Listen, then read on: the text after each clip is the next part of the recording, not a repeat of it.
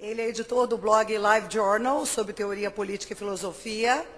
Ele é fundador e presidente do Seasteading Institute, que é uma entidade sem fins lucrativos, que tem como missão justamente promover o desenvolvimento de comunidades autônomas permanentes no oceano. Por favor, aplaudam aí o Patri Friedman.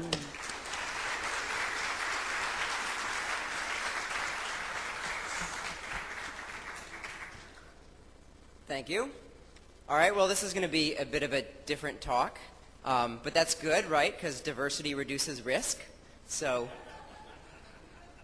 whether or not I manage to convince you that floating cities are the best way to increase freedom, which may be kind of hard, I hope to at least convince you that the freedom movement is overinvested in academics rather than entrepreneurship and in arguing with people rather than showing them examples. So that's what I'll try to do.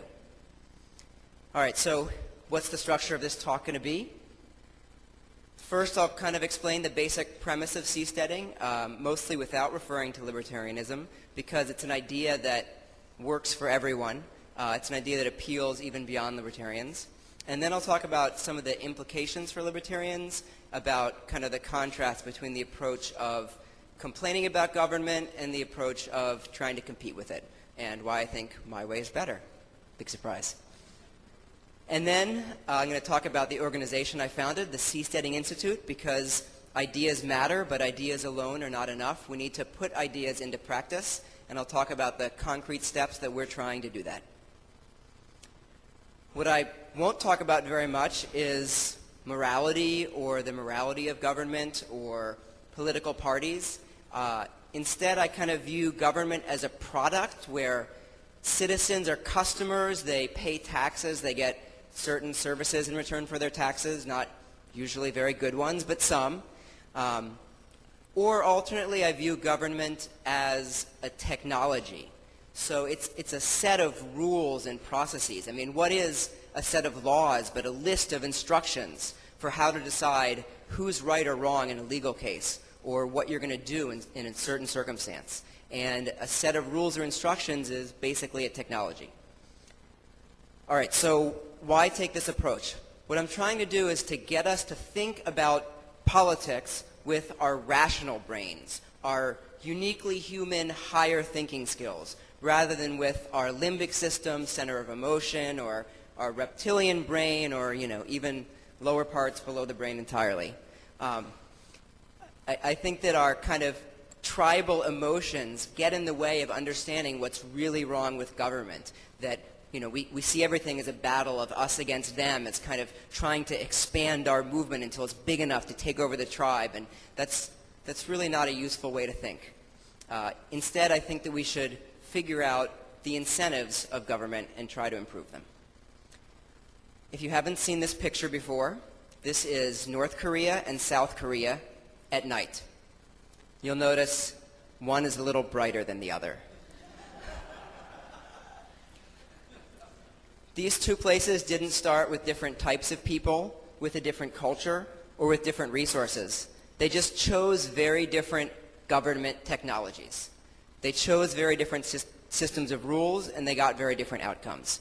And one of the things that's been happening in economics in a field called institutional economics is economists realizing that rules and institutions are really important in productivity and growth, maybe even the most important. Economists used to think it was about resources and accumulating capital. Instead, if you look at the statistical regressions, it looks like resources may even be a negative, because countries that have a lot of resources set up elites that try to control access to those resources and just kind of rent-seek. They just live off of the access, say, to the oil, whereas a country without resources has to create value in order to have value. So systems of rules matter a lot. And in fact, this is kind of non-intuitive, but they matter more than things like education or intelligence, which many of us intuit matter the most. If you move a worker from Mexico to the US, their productivity increases by about a factor of 5, much more than, say, the difference between a high school dropout and a PhD, or someone with an IQ of 100 versus an IQ of 130. So what system of rules we have and what system of rules people live under, it matters a lot to long-run growth. So Winston Churchill said democracy is the worst form of government except for all the other ones we've tried. And to some people, this is the end of the story. But I think it's the beginning. After all, most possible systems of government, most sets of rules, most legal systems, most constitutions have not been tried yet. If we imagine that this room was the space of all possible legal systems, every little point in this room represents some government, what have we tried? Maybe, I don't know, this much? Maybe a space the size of me? Very little. What's the chance that the best possible government has already been tried? It's almost zero. Another argument is, unless you think that there's some country which is better than all other countries at everything, unless that's true, which I don't think it is, then you should believe that if we took the best ideas from each country, the best parts of each constitution, we could make something better than anything that we have today. And finally, to argue that government can get better than it is now, I'll make the technological progress argument. So there's an old joke about the U.S. Constitution which says, you know, it's not great, but it's better than what America uses now. And I agree, but it's far from the best that we can do. I mean, what's the chance that in all of the advances in psychology and economics and computers that we've had since the U.S. Constitution was written, what's the chance that none of them affect what the best system of rules is? Basically, zero. And let me just give you a quick example to illustrate this. So many countries today use a representative democracy where you get together in elections every couple of years and you vote for representatives for a whole geographic region. What if instead anybody could pick their representative from anyone else, and you could change your representative based on the issue? Maybe you log into some website and you say, on these issues, I trust this think tank. On these issues, I trust this person. Or maybe on these issues, I want to vote myself. And every morning, the list of things comes up, and your computer tells you which things you need to vote on or which things you've already set a filter that will decide who votes. I think this system would be better than a democracy where you vote every couple of years because you get much better feedback. In the current system, a representative can give you one thing that you really want so that you vote for him, and then screw you over on everything else. In this system, they couldn't do that. Will the system work? I don't know. But it's an example of a system that's enabled by brand new technology that was not possible when most of the countries today were founded. So one thing, if government is a technology, there's something like really strange going on, right? Because we've come to expect something from our technologies, that they get better all the time. You know, how often do we throw out our cell phones nowadays? Every couple of years? How often do we throw out our computers? All right, how often do we throw out our governments? Really not very often. Why not? What's different about government that it doesn't just keep getting better and better, that we don't keep coming up with new ways for social organization? You know, some people will say, well, government isn't good because those guys in Congress are really bad, or we chose the wrong president, or we have the wrong monetary system. And I don't think that any of these are the answer. Not because they pick the wrong people to back or the wrong laws, but they're at entirely the wrong level. That is, that the questions we should be asking are not what is the best policy, but what systems tend to pick good policies, and how can we get in the real world systems that tend to generate good policies. The way that I view politics is sort of at three levels of emergent behavior, or three levels of spontaneous order. One is policies, a specific rule like the minimum wage. Another is political systems like representative democracy or proxy-able democracy or monarchy or anarcho-capitalism. And at the highest level, what is the industry of all of the governments in the world as firms, and how do they compete for customers, and how do customers pick them? We tend to talk the most in politics about policies, about rules, about what should the minimum wage be or should we have one? What should the monetary system be? But I've come to think that this is just not very useful. That what matters is not what the best possible rule would be, but what rules do they pick in Brasilia? Are those the best possible rules? I think not. So which political systems we have really influences which rules we get. And I'm really glad that my dad's talking in a little bit, because he's going to talk about anarcho-capitalism and why we should expect to get better rules from it. And I'm going to briefly talk about democracy and why we should expect to get not so great rules from it. So I'll start with a little toy example. Raise your hand if you've heard of the hoteling model, one-dimensional model of voter preference. Not too many. Okay, this will be fun. I want 2 volunteers on stage. This will be quick. All right. Imagine that this stage is a one-dimensional axis of politics, left, right, say. And each of you are political candidates who can position yourself wherever you want on the stage. Now, voters are very simple. They will choose whoever is closest to their beliefs. So voters are spread out along this whole stage, and they'll just go vote for whoever's closest to them. I want you to stand so that you try to get the most voters. Right now, all these guys are with you. Those guys in the middle are kind of half with you. Oh, you're getting more. Now he's getting more than you. Now he's getting more than you. Oh, now he's getting more. You better do something. You better change. You can move around on the stage. Only sideways, not forward or back. You can move around. Okay, now it's closer to 50-50. You can go around him if you need to. Now it's closer. Okay, now it's about 50-50. Okay, good. Now what if either of you tried to move? Could you do better? If you went around him, oh, it'll still be about 50-50. Yeah. If you went around him, still, okay, good. You found it. Thank you.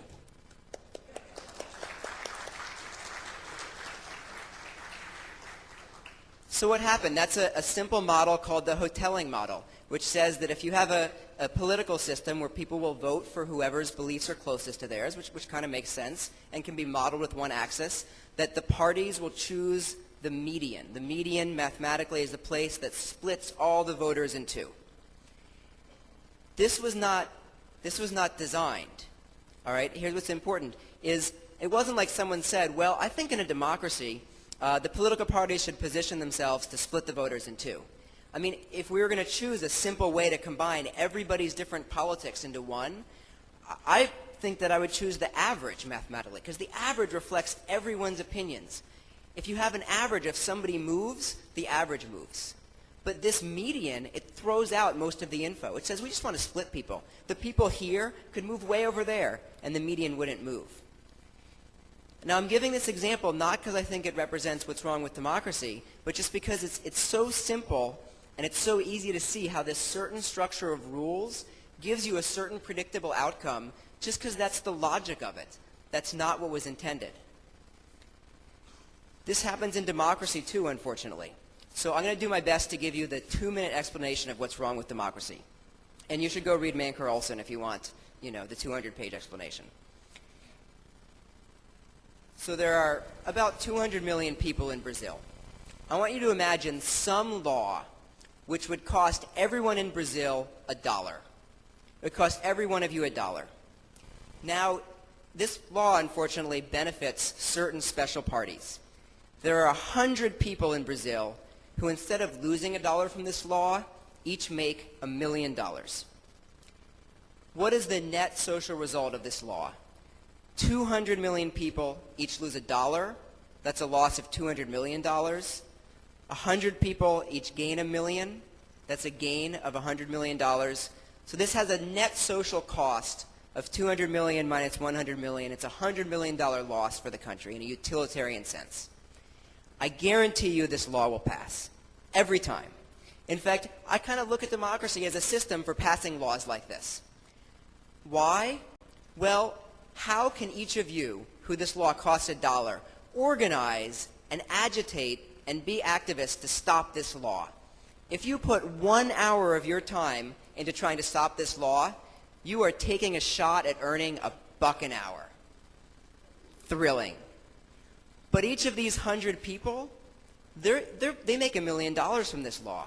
They'll be happy to spend many hours finding out who the people are who are most needed to pass this law, how to lobby for it effectively, how to market it and fool people. They'll be willing to spend hundreds of thousands to pass the law and still turn a profit. you would have to organize 1% of Brazil. You'd have to organize 2 million people to have the same interest in this law as each one of these people do. And the costs of organizing those people would outweigh every time the benefits of doing it. You could spread Austrian economics to 1 million people in Brazil, and you wouldn't change these basic incentives. So I'm going to argue that what we need are changes in the incentives of systems and not just education. And this is where my sort of original contribution to the field comes in. It is saying, if democracy is a bad product, why don't we have better products? What is it about the government industry that's different from the cell phone industry that makes it so we throw out our cell phones every 2 years, but government only advances occasionally? You know, if you look at government as an industry, it's not just bad, it's terrible, right? Like, even a company with bad customer service usually doesn't murder its customers or steal from them. I mean, it's bad. It's really bad. I think that there are two main characteristics of the industry that make it so anti-innovation. The first is the barrier to entry. A barrier to entry in an industry is, how hard is it to get into the industry? How hard is it to start a new firm? I can start a software company with this laptop. This is enough capital to start a software company. Unfortunately, every bit of land is claimed by some government, and they won't just let you take a little bit to experiment with. So the barrier to entry to the government industry is you basically have to win like a war, an election, or a revolution just to start a new company. Like, that's a ridiculous barrier to entry for an entrepreneur. And barriers to entry are really important. I mean, the first MP3 players weren't made by Apple. They were made by small startups. It tends to be small groups of people who do new, really different things that turn into radical innovation. When you have a high barrier to entry, when it's really hard to enter an industry, you get mostly big companies because only they can afford these barriers. You don't get a lot of small groups trying new things. Let's compare countries by GDP to companies by revenue. The largest company is Royal Dutch Shell with about $460 million a year in revenue. That puts it as larger than about 16 of the 180 countries in the world and smaller than the other 164. So the biggest companies are much smaller than almost all countries. If you have an industry where all of the firms are ridiculously large, of course it doesn't innovate. The other problem with this industry is customer lock-in. And what I mean is, how hard is it for a prospective user of the product to switch from one company to the other? Because the easier it is for you to switch from one company to another, the harder each company will try to compete to get you. Because if they do a good job, better than their competitor, people will switch. But if it's very hard to switch, they have to not only do better than their competitor, they have to do way better than their competitor. Well, what's the cost of switching countries? Some countries don't let you leave. A lot of countries don't let you enter. You've got to leave your house. You've got to pack up your physical things and move them. You may have to learn a new language, find a new job. It's a huge cost. What happens when you have an industry where it's really hard to enter and it's hard for customers to switch? You get something like the operating system industry, where you get a new entry about every 10 years. Microsoft, Apple, Linux. And I'm saying that this has, people blame Windows being bad on Microsoft. What I'm saying is, it has nothing to do with what kind of person Bill Gates is, and it has nothing to do with what kinds of operating systems are possible. It's just that an operating system is a lot of work, and it comes with a lot of applications. And so in order to make a new one, you have to do the work of writing the new operating system. You need the new computer programs. You need people to get used to the new system. It's a lot of work. And people have trouble switching. They've already bought a whole lot of programs that work on the old system. They don't want to have to go buy a bunch of new programs for the new system. And so we get an industry that has little innovation, that has only a few large firms. Let's compare this to something like the web. You know, for any category of websites, almost any category, there are a ton of different firms. There are a lot of travel websites. There are a lot of photo sharing websites. There are a lot of pornographic websites. For every type of website, people try lots of different things. This is because you can make a new website just with a computer. Let's consider another Microsoft product, the Xbox. All right, the Xbox is a great product. A lot of people are very happy. You know, Microsoft Windows is like been a running joke for 20 years. The Xbox is considered a great product. It comes from the same company, but in a more competitive industry, one that's easier to enter and where people switch what they use more often. And we've seen operating systems get more competitive lately. We've seen services for computers get better, not because, you know, Apple is trying to compete harder, but because more and more things have moved to the web, where your operating system doesn't matter, right? And when we have netbooks, where people say, it runs Linux, whatever, I don't care, you know, I can access my Gmail. So we see things changing not because of the people, not because of the possible technologies, but just the incentives in the industry. So if the problem is we have too many big companies in the government industry, we don't have startups, then the solution is we have to somehow add a startup sector for government. All right, how do we do a government startup which tries some radically different system like anarcho-capitalism? An election doesn't do it. The president can't throw out the entire Constitution. Secession, I mean, secession happens still, and it's good, but when you have a country seceding, it tends, again, to repeat something close to the old political system. I mean, it's a big group, smaller than it was before, and big groups don't try radically new things.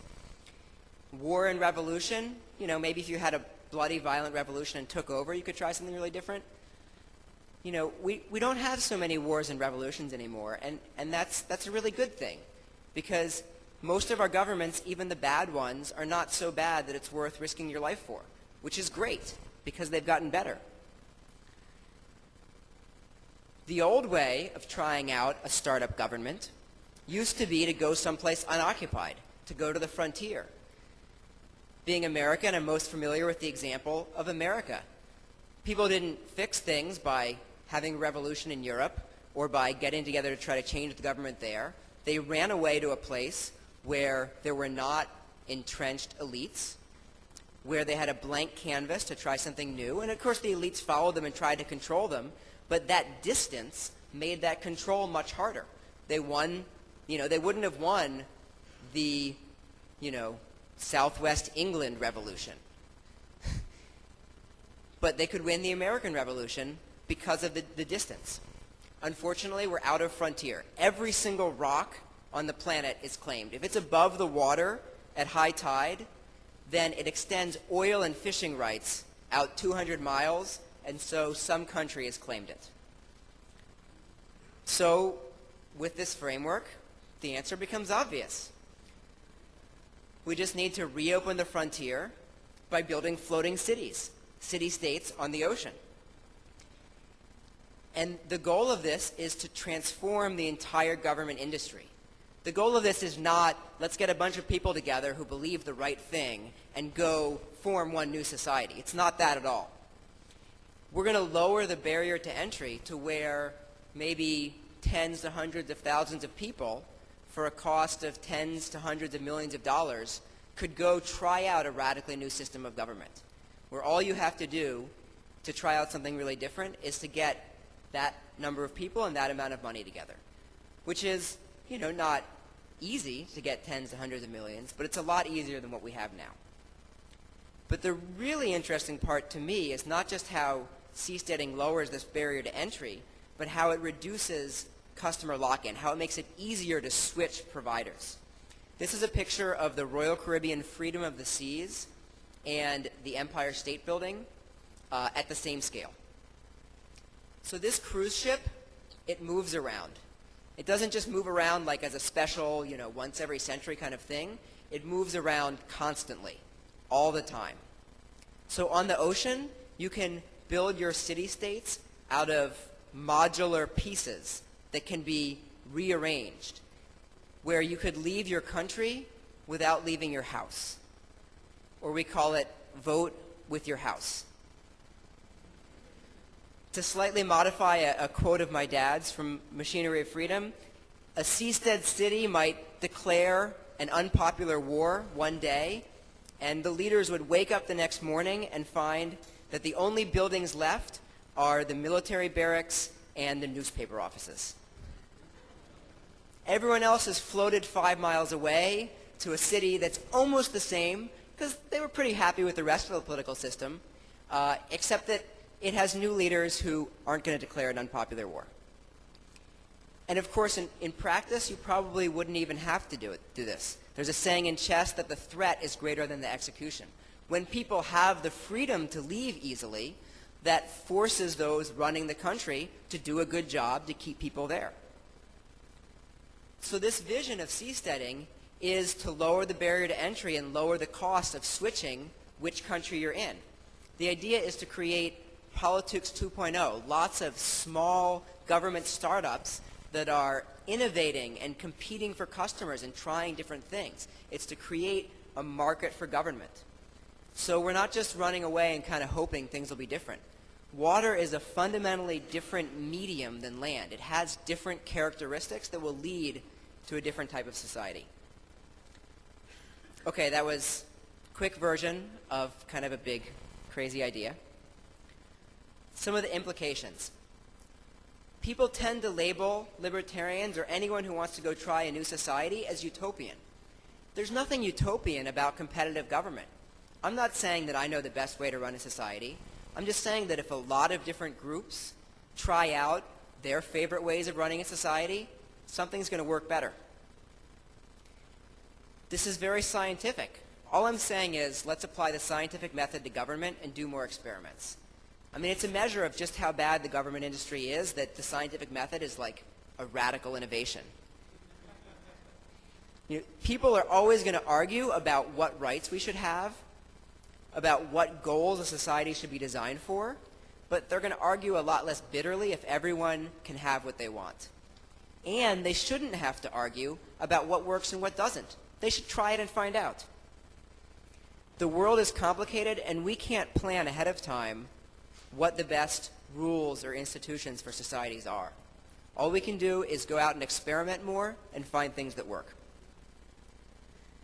The best way to change incentives is with technology. In the US in 1968, there was a movement called zero population growth. It said, oh no, overpopulation is coming. We must convince people to have less kids. Whether or not you agree with that logic, what actually made people have less kids was the birth control pill. It may seem roundabout to get freedom by building cities on the ocean. I mean, it does seem roundabout. But the idea is that if we invent a technology, it changes what is possible. And it changes what people do. And that's actually a much better way of changing the world than trying to go out and convince a lot of people to change their behavior. You make them change their behavior with different incentives.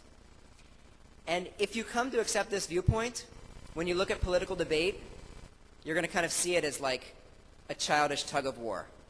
Like people pulling really hard, fighting bitterly where they disagree the most and getting nowhere. It's like the most work for the least results. I want to find ways where we can pull sideways on this rope. Do things that not convince people who really strongly believe that something else is the right way, that your way is best, but just gather the people who believe in your way and go out and do it. Space. One of the things that I find really exciting about this idea is that the same logic applies to space. Right now, space has a very high barrier to entry, but technology is bringing that down. And this whole mobility argument that I made about the ocean, where we can just switch countries really easily, it applies even more to space. You can move huge things around really, really cheaply.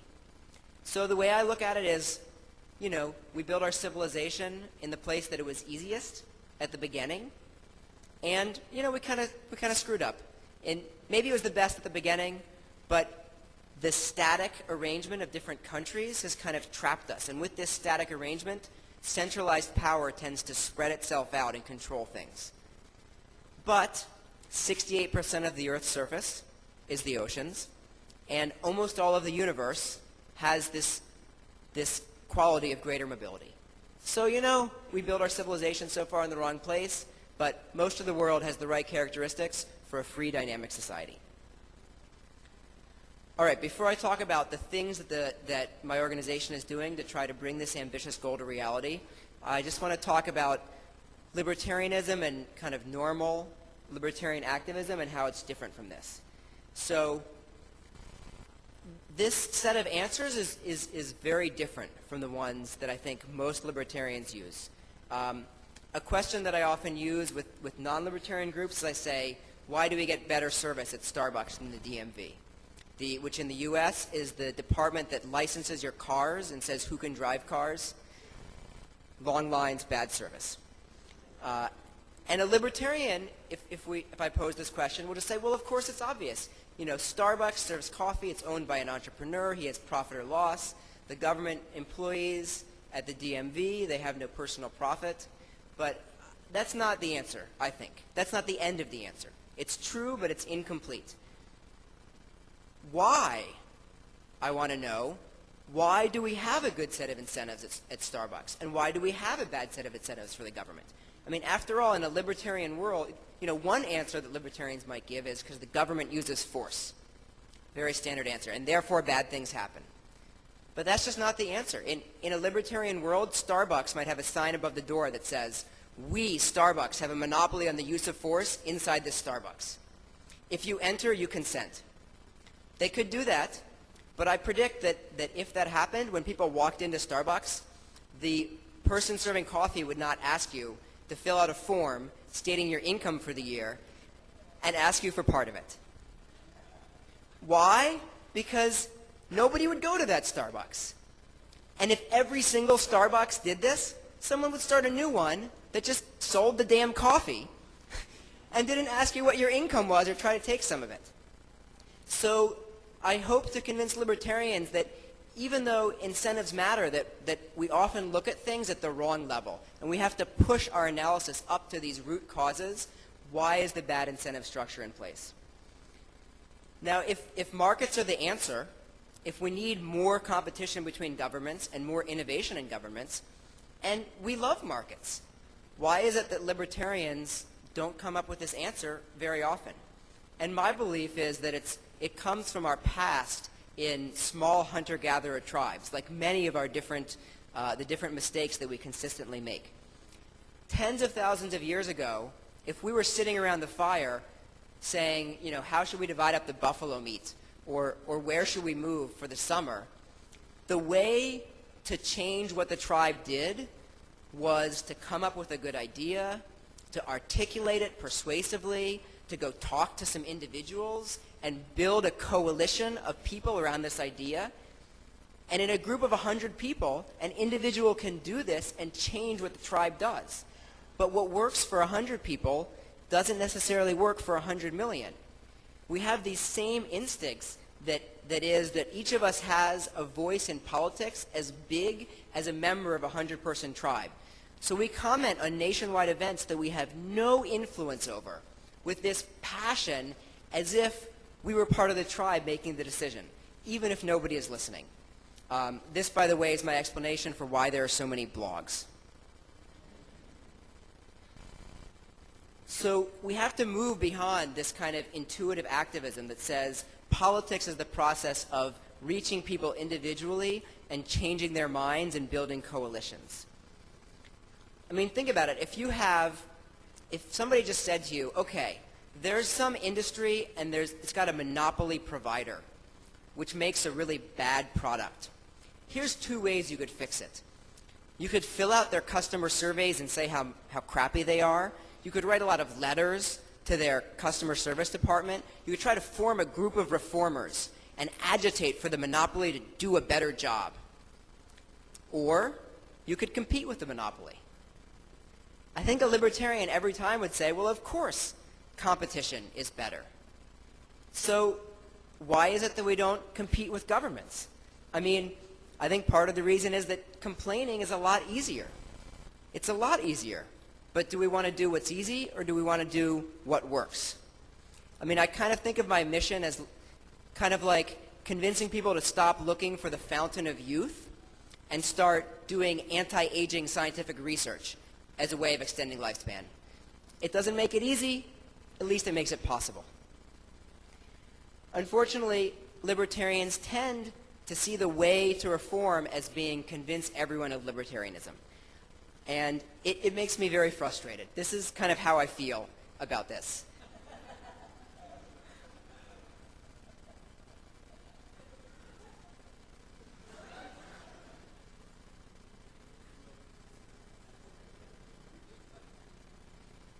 Yes, it's very sad. And maybe this is a hard message to sell right now when libertarian groups are increasing in popularity. I mean, Ron Paul was this huge force for the libertarian movement in the US. But even though he did far better than libertarians have seen for a long time, he got 5.5% of the popular vote in the primary and ended up with 15 delegates, less than 1% of the total. Now, some people say, okay, but it's a great start. We just have to try harder and speak louder. Unfortunately, studies suggest that there's actually a libertarian personality. So David Nolan, who created the Nolan chart here, says that maybe 16%, 1/6 of the people are natural libertarians. Other studies using more restrictive definitions, like from David Bowes from the Cato Institute, say maybe it's 6% of people. And you might think that you can convince people that your morality is right, that freedom is correct. But the latest psychological research on morality from people like Jonathan Haidt suggests that morality is actually this kind of innate thing, that people have snap moral answers, and that all of the logic they make about moral rules is just made up after the fact to justify their snap answer. So there are definitely people that you can convert to libertarianism by arguing with them, but I think it's a very limited number of people. And when libertarianism spreads, I think that most of what's happening is not convincing people, but people who had not identified before as libertarian kind of realizing that there's this whole coherent philosophy and that there's evidence and there's groups of people for this way that they felt before and identifying with this group. And that's really valuable. That's really important, but it's not enough. But actually, I'll give you another argument and say it's even worse. Even if we could convince many people to be libertarians, we still would not win elections. H.L. Mencken has this great quote, "Every election is a sort of advance auction sale of stolen goods." And that's the sort of structural model of democracy. In the old model, it's like democracy is about giving people what they want. And you change what people want, and democracy will give them different things. But in this Mencken view, democracy, the people who compete in elections, the resources that they use to compete are those that they're going to seize control of if they win. So people who will use the resources and hand them out to their friends end up with many more friends, end up with many more supporters. So even if we convinced many libertarians, libertarians not only are a minority, but they underperform their numbers in elections because they're not promising to give out goodies. There's a strong overlap between libertarianism and academia. And I think that's part of why there's a bias that says we just have to be right. We have to understand the world, we have to be right, we have to explain it, and that's enough. But politics is not a mechanism for discovering the truth and turning it into law. And so what we need is better mechanisms. What we need is more examples of free societies to convince people and ways that the people who are already convinced can go have a free society, not more papers and research. I mean, if you write the 532nd paper about Austrian business cycle theory, nobody's going to read it but the Austrians. If you go and create a society with 10,000 people that uses a different financial system and that has a stable economy over a long period of time with no booms and busts, the whole world will listen. Yes, this is much, much harder, but it can actually work. There's a classic economic mistake, which is to think that you can set prices with no consequence, to not understand that prices emerge from the intersection of supply and demand, that they're the result of human action, not human design. Well, in my view of things, when someone proposes a better law or a better policy, they're kind of policy fixing, like price fixing. They're making the same mistake. They're assuming we don't have a good law because the government doesn't have enough economists on staff, or because nobody suggested a really great way to achieve these stated goals. The problem is democracy is not a machine for spitting out good policies. There are underlying incentives, like the rewarding of special interests that I mentioned, that make government pass bad laws. We have to change the incentives if we're going to change this. There's a lot of divisiveness in the libertarian movement considering how small it is. I've heard anarchists say, you know what, we can't cooperate with minarchists. Because at the end of the day, if they get a minarchy, if they get a small state and we want to have our anarchy, they're going to be pointing guns at our head and saying, you got to use our small central government. But the idea of seasteading, the idea that groups should be free to band together in voluntary communities to try out new systems, is truly big tent, right? We can all agree that this would be a good thing. Even communists can agree that this would be a good thing. Because, hey, they think that their system would work great and that they'll be able to get lots of people to come do it. We think that our system would be great. We get lots of people to come do it. We can all agree. More experimentation, more political autonomy is a good thing. I have a little bit of family history in this world of politics and political activism.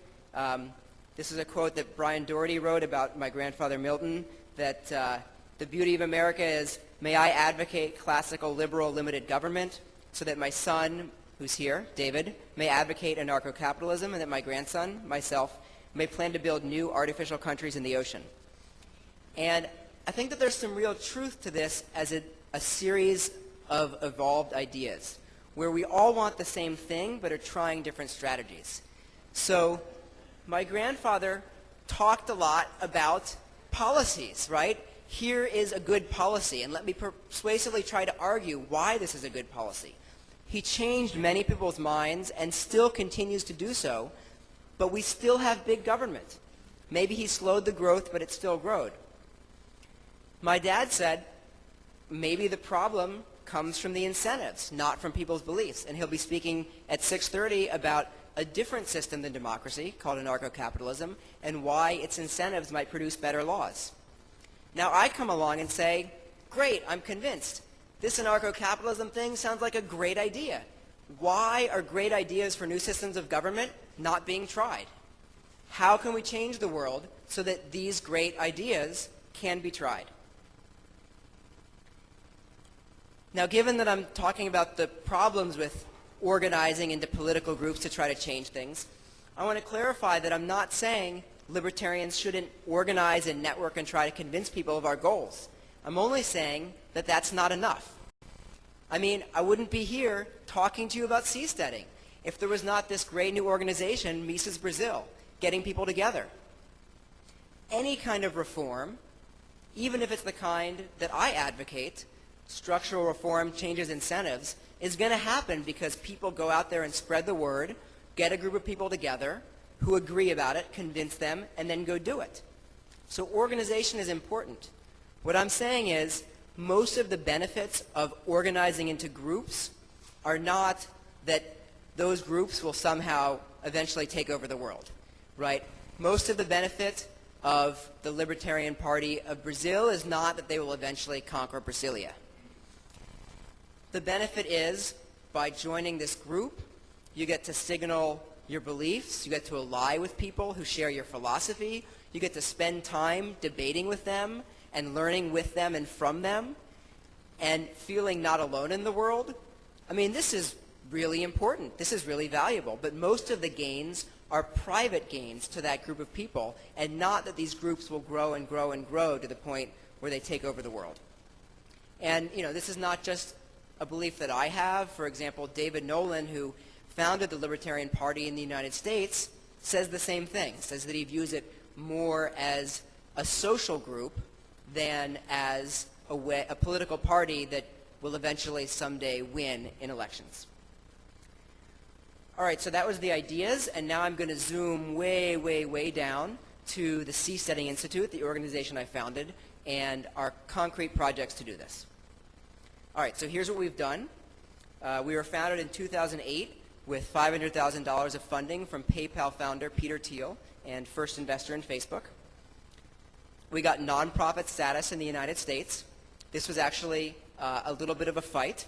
For July 4th last year, our political blog, Let 1,000 Nations Bloom, celebrated Secession Week because it's the anniversary of when the United States seceded from Britain in the American Revolution. We had a week of posts all about secession. This was the week the IRS looked at our website, the tax authority in the U.S. that grants tax-exempt status, and they wrote us a letter that said, how is advocating illegal tax evasion and secession a charitable purpose? And we, politely explained that there was nothing illegal about advocating for peaceful secession, that we were, linking to reputable publications like the Wall Street Journal and the New York Times where these issues were being discussed, and they ceded and got us our status. One of the biggest challenges of floating cities, as you might imagine, is engineering, and that's where a lot of our work is. We've been working on kind of an overview of all of the engineering issues, trying to figure out what the challenges are and what designs are best. It's published on our website as a rough draft right now. We've done one detailed design for a 200-guest hotel resort, size for the waves off Los Angeles. It's about $120 million, or $300 a square foot, and we hope to bring this price down with future research. We did a design contest, which was kind of neat. We started with the skeleton that our engineers had designed, and then let architects put whatever they could imagine on top. So it was sort of a fusion of practicality and aesthetics. This is the overall winner, the Swimming City. This was the Best Picture, Oasis of the Seas. This won the Aesthetics Award. It was a self-sustained seastead. And Brazil's own Anthony Ling won the Personality Award for rendering freedom.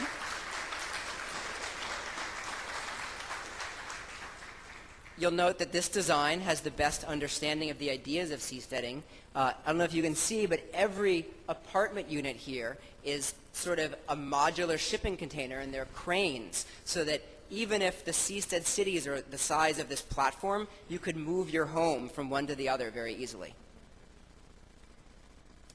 There's been a ton of press interest in what we're doing. In 2009, someone Googled for seasteading every 12 minutes. We throw conferences. Last year we had 19 speakers and 75 people, not as many as Mises Brazil. We've got some competition. People spoke about engineering designs, business models, international law of the sea, all kinds of things. All the videos are on our website. We've inspired people around the world. There's a seasteading startup in Florida trying to build a seastead for tourism. There's one in Singapore building fish farms. And I know of at least 4 theses that are being written already on seasteading academically. There's ocean engineering and legal theses in Spain. There's a master's in documentary at Stanford. And for a master's in film writing, someone's doing a pilot for a television series based on seasteading as science fiction. We recently held our first ever floating festival that we call Ephemerile in a river in California. Unlike most of what we do in the office, this had the benefit of actually building stuff on the water, fully engaging with the realities. This was my beginning to the event. This was my home-built pirate raft partway along the journey before I got bored and tried to climb up the side and capsized it, thus definitely engaging with the water. This was the main built half of the festival. There was also a large group of houseboats.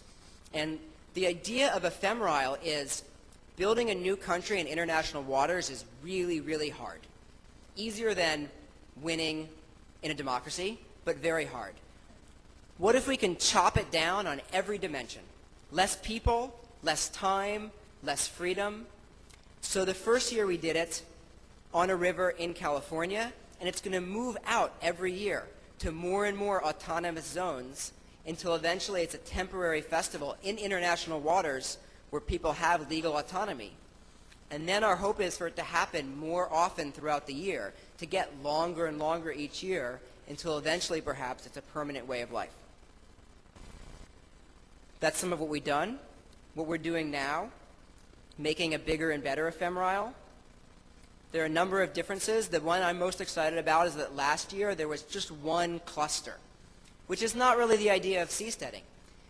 This year, while we'll still be in California waters, we're going to have 5 to 10 different independent islands, each of which has different rules about how loud your music can be, whether you can show corporate logos, whether guns are allowed, whether you can have alcohol, whether you're allowed to wear clothes or have to wear clothes.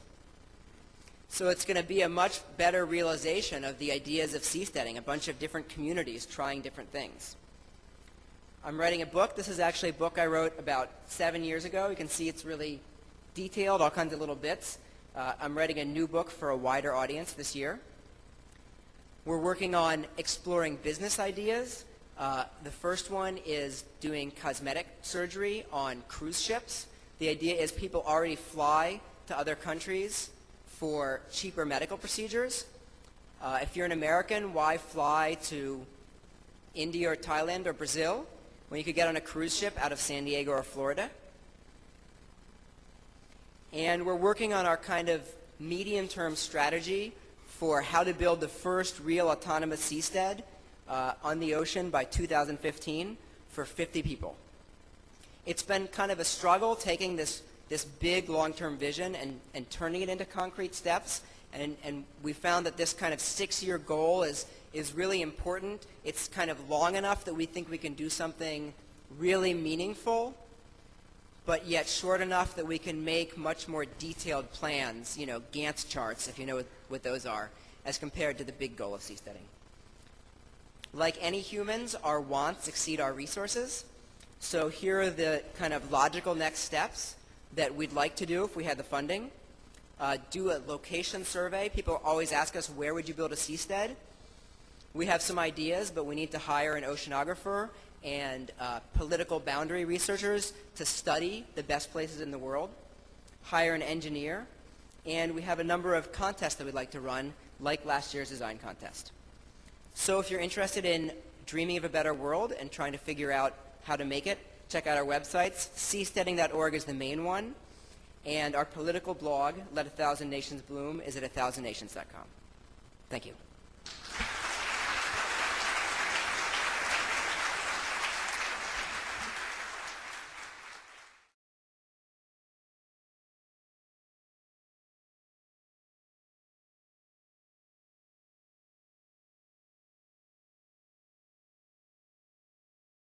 A gente não vai dar tempo de fazer realmente todas as perguntas, são muitas. A gente está com o tempo um pouco apertado. Primeiro é o seguinte, no mar, Patri, não há recursos naturais como minerais, água potável, grãos, que todos nós, digamos, take for granted, e que são baratos no continente. Como uma experiência Seasteading vai competir em custo, mesmo levando em conta os custos e as taxas governamentais? Okay, before I answer questions, I just want to say that I believe in incentives. So if you ask a good question, you get a ducky. And if you ask a great question, you get a shirt. All right. So Hong Kong is an example of a place with very little resources and yet has grown enormous wealth through having freedom. Singapore is the same way. This idea that resources and wealth are the same is just not true. In the modern world, wealth comes more and more from ideas and not stuff. Every city imports its grain from other places and exports services. So seasteads will compete by being like Singapore and Hong Kong, by being free places to do trade. One way that I like to think of it is comparing the ocean tax to the government tax. The ocean tax is the extra cost of living on this harsh environment. The government tax is the extra tax and the cost of regulation on land. The government tax is growing exponentially because it's basically a fixed fraction of our wealth, which is growing exponentially. The ocean tax is going steadily down over time because it's the engineering cost. It's kind of this fixed cost. Over time, as government costs more and more in terms of resources, it becomes makes more and more sense to use technology to avoid government. Those curves have got to cross. And then it becomes worth going to the ocean and dealing with the challenges there to get better government. Okay. Temos uma pergunta ali da plateia. Hi, I'm Carlo from the Brazilian Libertarian Party. You took as an example of the necessity of inventing a new technology, the birth control pill. But don't you think the invention of the birth control pill was only possible because previously people believed they need to have less kids? And if this is true, shouldn't we focus on presenting the necessity of less government to increase the demand for less government, and then let the market create the technology, the market process create the technology? Well, in a sense, that's what's happening. I'm excited about freedom, and so I'm trying to create the technology to allow more competitive government.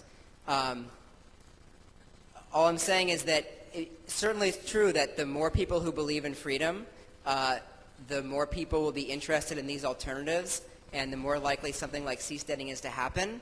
But I think that in terms of where we are, whether it's more useful right now to put resources into recruiting more people or actually building alternatives, that we are way over-invested in recruiting people and spreading ideas, and incredibly under-invested in building examples of alternatives. That is, let's look at the number of people who voted for Ron Paul in the U.S. Is it enough to make a difference in a democracy? Not even close. Is it enough to build a new country? Yes, by a factor of 100. So we've done lots of spreading freedom. There are plenty of libertarians in order to go create these examples. Uma pergunta do Fernando Quioca. Após o grande sucesso da engenharia com as ilhas artificiais de Dubai, você já considerou a alternativa de ilhas ao invés de plataformas? There are some disadvantages to artificial islands. Anything that's within 12 miles of a country is considered part of that country. There's also the issue of if you're fixed in one place, you're much more vulnerable to the nearest country sort of saying that they don't like you and trying to take you over. If you're mobile, you can get countries to bid against each other for the right to host you near them. Right? It's all about competition.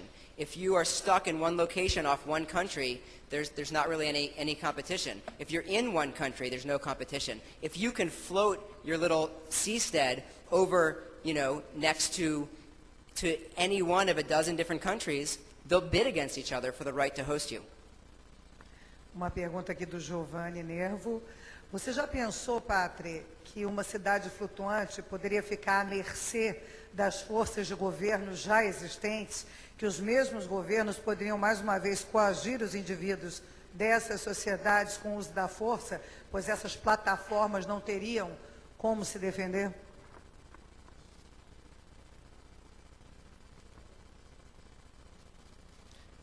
Just a follow-up. The same question, just a follow-up. Lembrando do caso, por exemplo, de Taiwan com China, que foi uma tentativa de procurar a liberdade, ou então o próprio Tibete com a China também. Então, tentar dar um pouco da dimensão do tamanho do inimigo que nós estamos enfrentando. Quando empresas estão concorrendo, chamamos isso de concorrência. Quando governos, mesmo estaduais dentro de um país, estão concorrendo para reduzir impostos, chamam de guerra fiscal.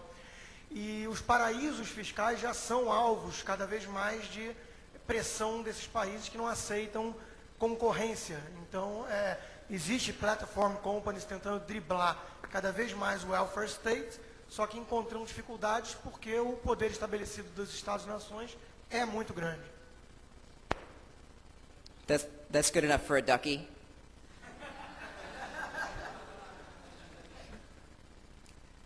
So if you look at things like China and Tibet and Taiwan, what you see are people trying to take a country away from a group that already has it. This is why I think the power of going to the frontier is so huge, Because if you try to change things, I mean, if we try to impose libertarianism on Brazil, you've got all of these people who say, this is my country, and I like how things are here. Or maybe I don't love them, but I don't like your system. And, you know, people will fight really, really hard if they think that you're trying to take over their land, right? That's Avatar.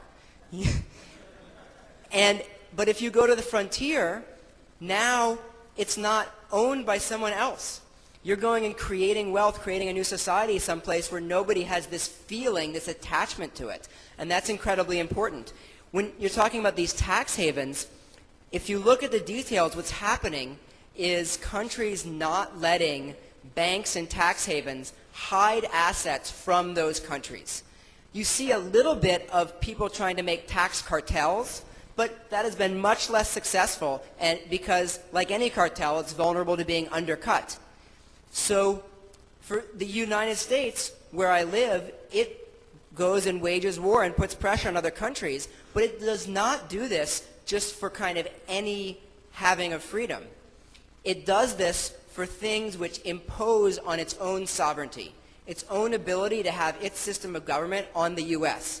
So the U.S. says to the Cayman Islands, you know, your banks cannot have anonymity that lets Americans hide assets from our tax authorities. It does not say you can't have low taxes for your citizens.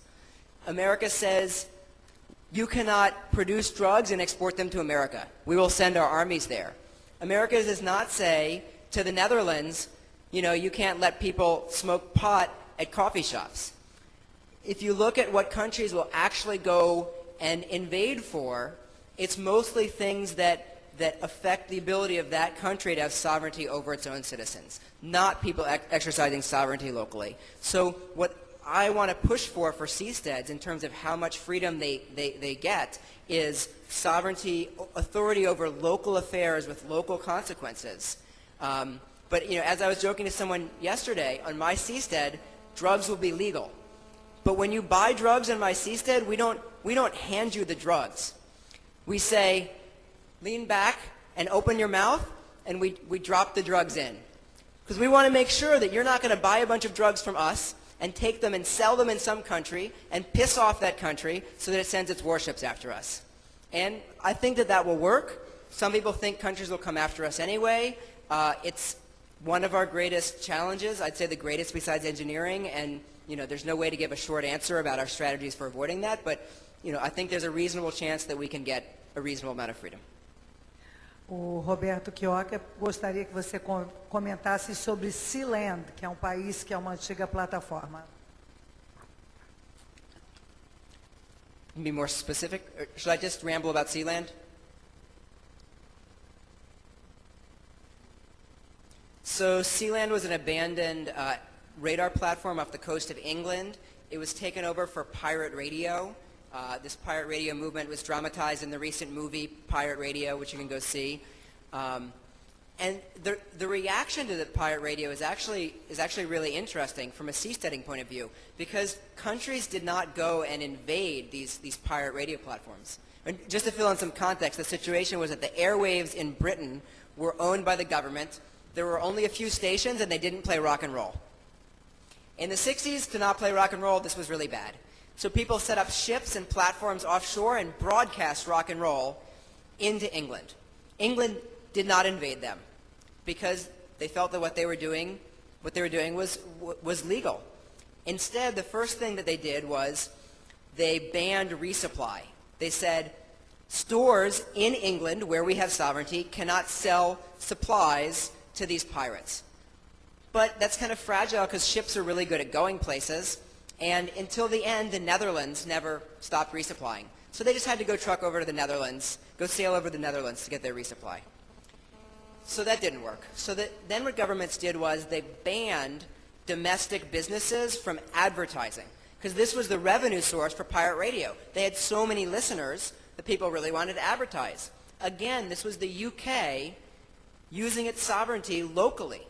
It didn't say you can't do this. It didn't send gunships after them. It said, our businesses in our territory, you can't advertise. And so that cut off a lot of their revenue, but they didn't have huge costs, and they continued. And what eventually ended the pirate radio was deregulation of the airwaves and playing more, better music. And this is a great lesson for seasteading, because many of you may not want to go to the frontier, to the lower standard of living and the more alternative societies. But this example suggests that those who remain behind can still benefit, because the competition will force the existing countries to do a better job. Now, after pirate radio, Sealand was just kind of this place for a while.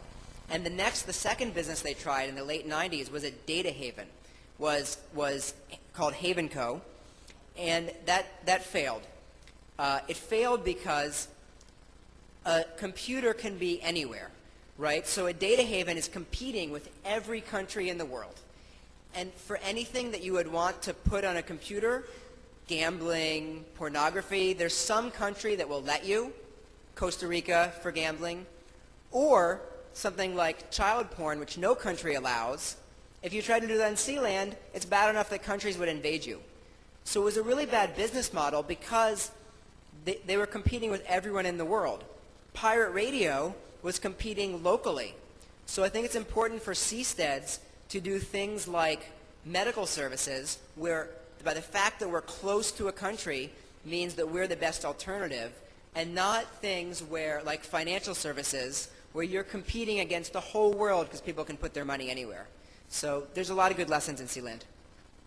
Infelizmente, nosso tempo para perguntas acabou de estar com o tempo um pouquinho apertado. Eu pedirei aplausos aqui para o Patri Friedman.